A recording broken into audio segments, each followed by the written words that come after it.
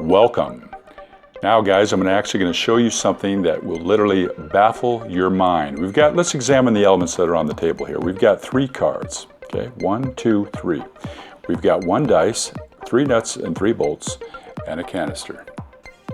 Canister that will come into play in just a second. First of all, we want to do is establish that the dice is not loaded, okay? If you had a loaded dice, it would roll a 7 every time. And I'm rolling, okay, double 6s, that's good. But you want to always make sure that this is a regulation casino style dice, that the numbers are different on every side, okay? You can actually see that. Also, what we have here, if we look at the cards now, these are symbolic. These are metaphors of what we have in the physical, which are these 3 nuts and 3 bolts, signified right here by the color, just like this. We have a green, we have the red, and we have the yellow. First of all, let's establish that the nut does come off the bolt. Okay, you can actually see.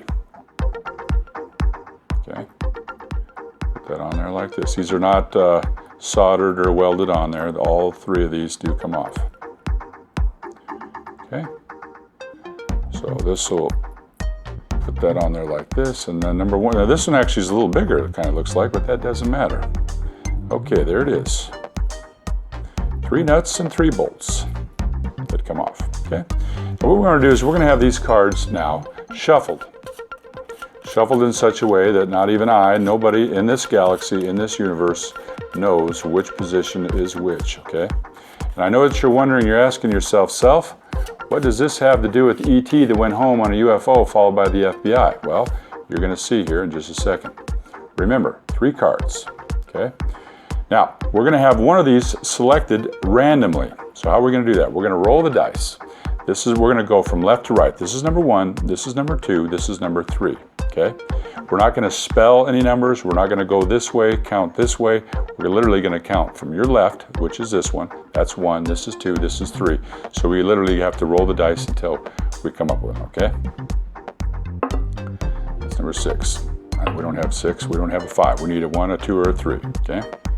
We're live, here we go. Unrehearsed. At 4. Okay, here we go, come on now. Oh, there it is, number 3.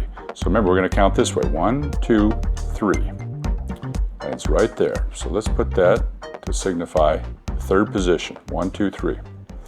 Okay, now check this out. This is where the canister comes into play.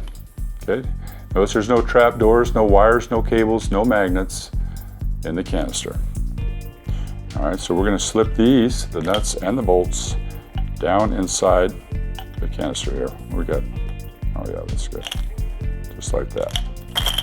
Okay.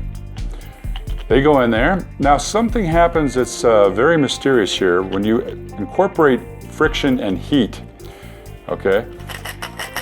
Just by turning the canister in circles like this, the heat causes friction, the friction causes heat. The heat will actually stimulate the chemicals that are in the metal. Okay?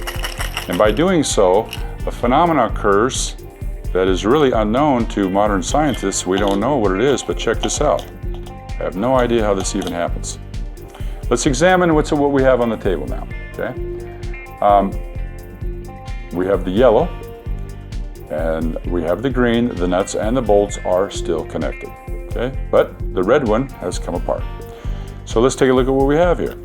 This would be number 1, which was not selected. That would be the yellow, and the yellow nut and the bolt is still on. Card number 2 was the green, and that nut and bolt, you can see, is still intact. But the 3rd one, look at this. The red, the nut came off of the bolt on the red. How does he do it? How does he do it? Unbelievable. That's what we call baffling the mind. Make sure you tell your friends.